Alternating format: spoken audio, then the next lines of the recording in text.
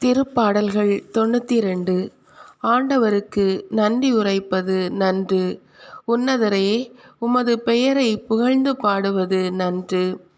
காலையில் உமது பேரன்பையும் இரவில் உமது வாக்கு பிறழாமையையும் 10 நரம்பு வீணையோடும் தம்புரு சுரமண்டல இசையோடும் எடுத்துரைப்பது நன்று. ஏனெனில் ஆண்டவரே, உம் வியத்தகு செயல்களால் என்னை மகிழ்வித்தீர். உம் வலிமைமிகு செயல்களை குறித்து நான் மகிழ்ந்து பாடுவேன். ஆண்டவரே, உம் செயல்கள் எத்துணை மேன்மையானவை!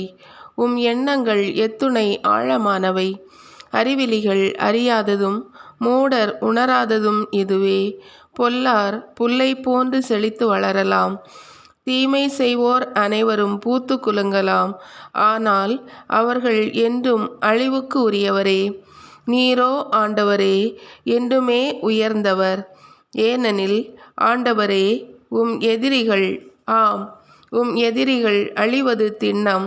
தீமை செய்வோர் அனைவரும் சிதறுண்டு போவர். காட்டெருமைக்கு நிகரான வலிமையை எனக்கு அளித்தீர். புது எண்ணெயை என்மேல் பொழிந்தீர். என் எதிரிகளின் வீழ்ச்சியை நான் கண்ணாரக் கண்டேன். எனக்கு எதிரான பொல்லார்க்கு நேரிட்டதை நான் காதார கேட்டேன்.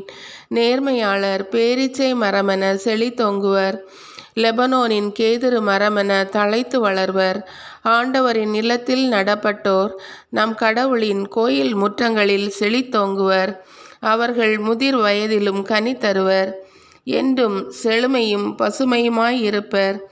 ஆண்டவர் நேர்மையுள்ளவர். அவரே என் பாறை. அவரிடம் அநீதி எதுவுமில்லை என்று அறிவிப்பர்.